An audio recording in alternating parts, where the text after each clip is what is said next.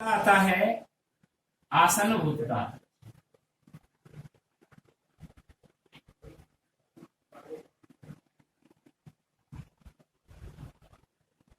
आसन भूतकाल में देखिए परिभाषा, क्रिया के जिस रूप से यह प्रकट होता है कि क्रिया के जिस रूप से यह प्रकट होता है कि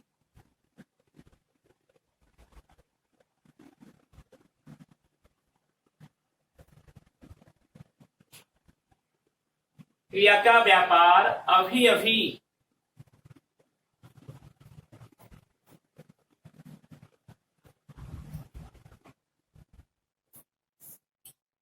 अभी समाप्त हुआ है।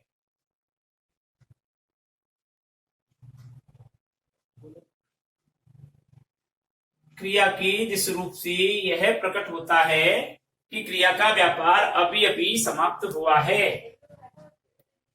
वह आसन्न भूतकाल कहलाता है। वह आसन्न भूतकाल कहलाता है।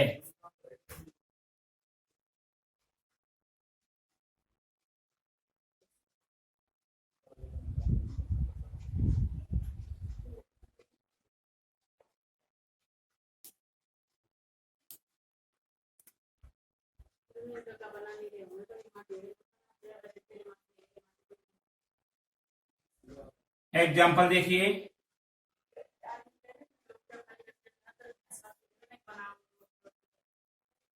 अर्थात सॉरी, एग्जाम्पल देखिए, कुसुम घर गई।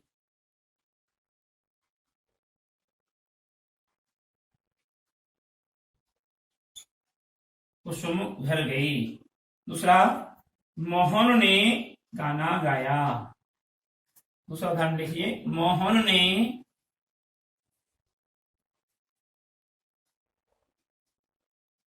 गाना गाया। ठीक है। और वे अभी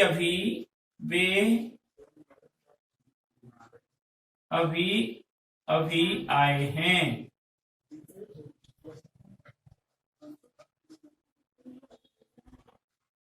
अब हम ये कह सकते हैं इसको, परिभाषा को, कि अर्थात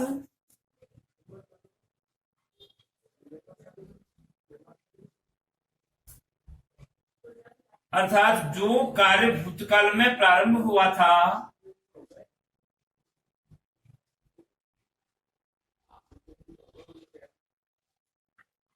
जो कार्य भूतकाल में प्रारंभ हुआ था,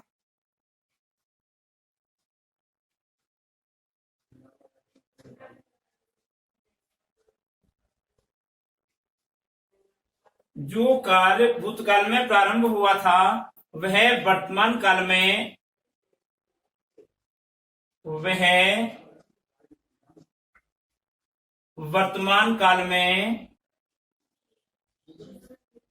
अभी अभी समाप्त हुआ है।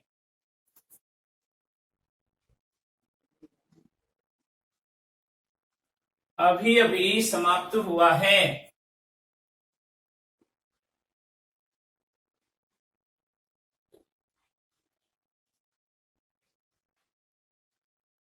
उसे आसन्न भूतकाल कहते हैं।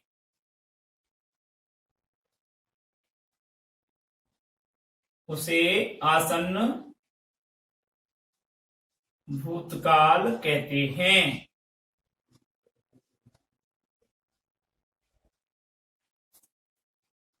ठीक है। जैसे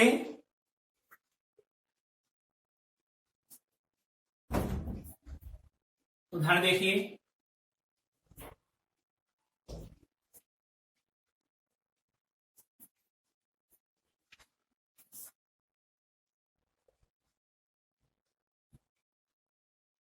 वृक्ष गिर गया है। जो भूतकाल में समाप्त होना था, वह अभी अभी समाप्त हुआ है, इसलिए गिरने की स्थिति अभी अभी समाप्त हुई है, तो यह आसन्न भूतकाल का स्थिति उत्पन्न करता है। ठीक है। यहां पर इसके लिए आसन भूतकाल के लिए एक विशेष बात आती है कि आसन भूतकाल में समय सूचक शब्दों का प्रयोग नहीं किया जाता। आसन भूतकाल में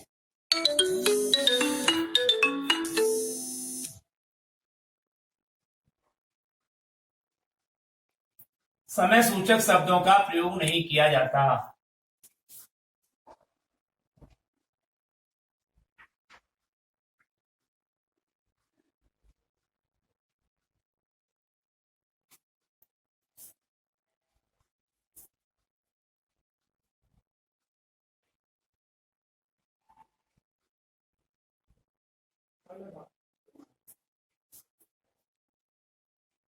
नहीं किया जाता। ठीक है।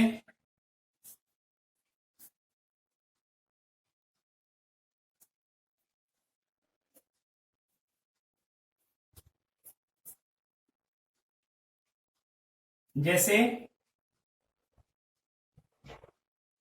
वह पिछले सप्ताह गांव गया। पिछले सप्ताह गांव गया है। अब ये आसन भूतकाल का उदाहरण नहीं है जी।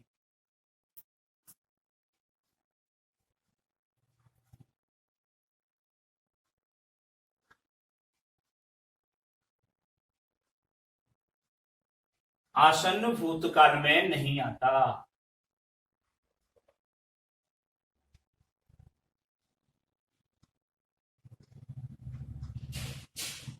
क्यों? क्योंकि यहां पर समय सूचक शब्द है। ये समय सूचक शब्द है, इसलिए यहां पर ये उदाहरण आसन भूतकाल का नहीं माना जाता। अब आता है पूर्ण भूतकाल। पूर्ण भूतकाल क्या होता है? तीसरा,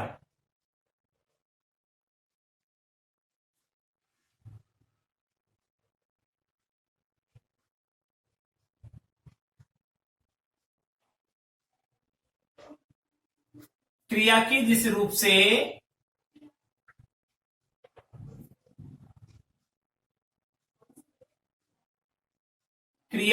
रूप से यह भाव प्रकट होता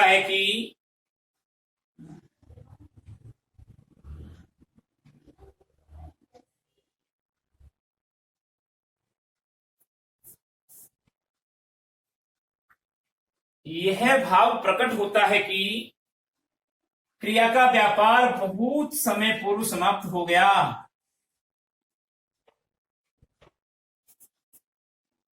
क्रिया का व्यापार बहुत समय पूर्व समाप्त हो गया।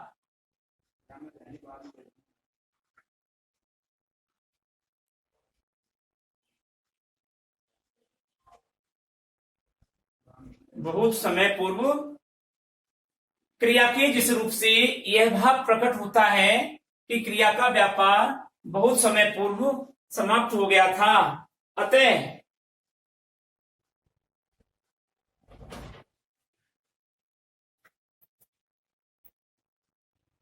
अतः सामान्य भूतकाल की क्रिया के साथ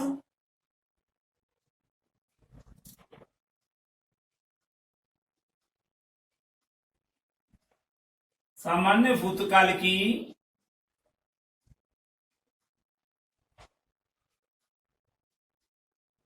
अतः सामान्य भूतकाल की क्रिया के साथ थी, थे, थी, था, थी, थे, आ, ई, ए, ये क्या मतलब? बड़ी लगाने से वह काल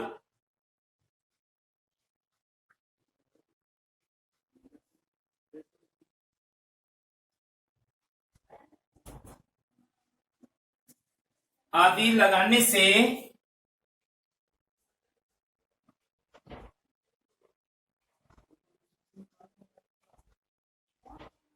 पूर्ण भूतकाल का बन जाता है।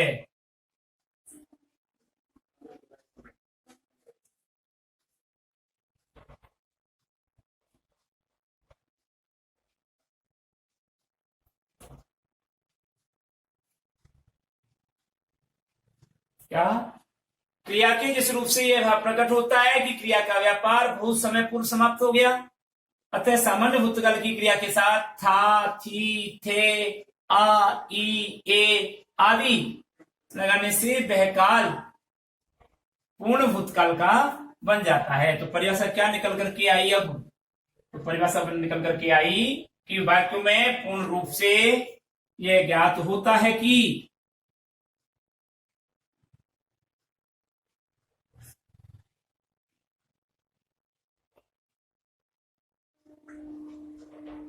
वाक्य में पूर्ण रूप से यह ज्ञात होता है कि वाक्य में पूर्ण रूप से यह ज्ञात होता है कि कार्य बहुत समय पहले पूर्ण हो चुका है।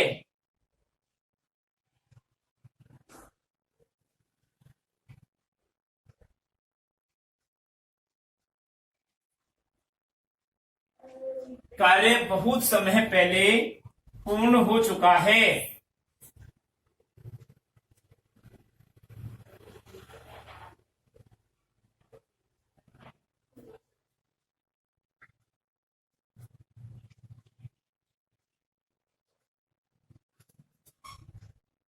ऐसा भाव प्रकट करने वाली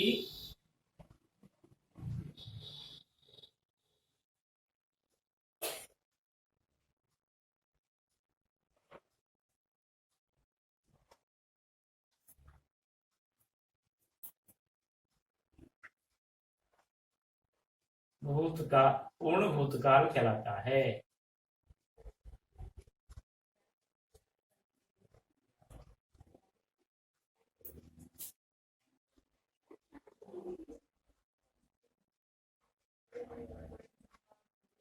ऐसा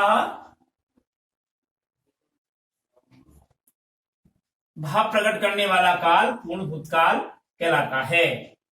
जैसे एग्जाम्पल देखिए,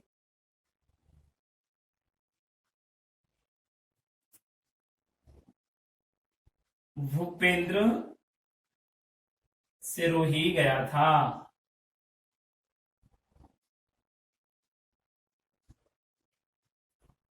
दूसरा उदाहरण,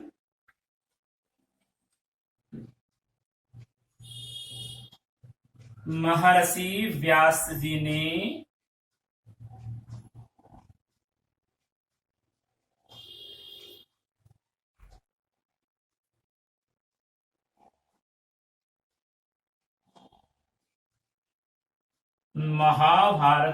महर्षि व्यास जी ने महाभारत रचा था।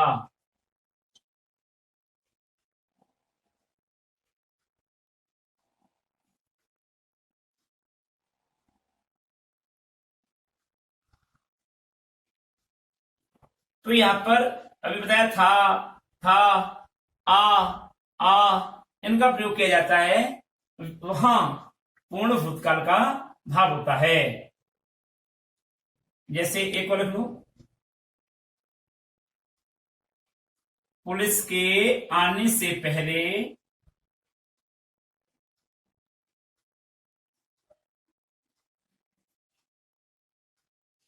चोर भाग गया था।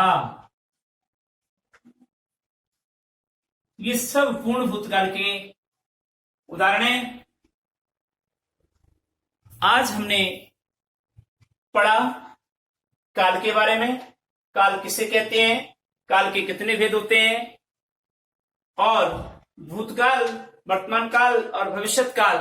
भूतकाल के बारे में हमने पढ़ा, भूतकाल के भी हमने उपभेद बताए, भूतकाल कितने प्रकार का होता है, और हमने उन उपभेदों में से आज हमने पढ़ा सामान्य भूतकाल, संदिग्ध भूतकाल और पूर्ण भूतकाल। कल अगले क्लास में हम पढ़ेंगे अपूर्ण भूतकाल के बारे में और अन्य से सभी भूतकाल के प्रकरण के बारे में पढ़ेंगे। अब तब तक के लिए हम आपसे विदा लेते हैं। नमस्कार।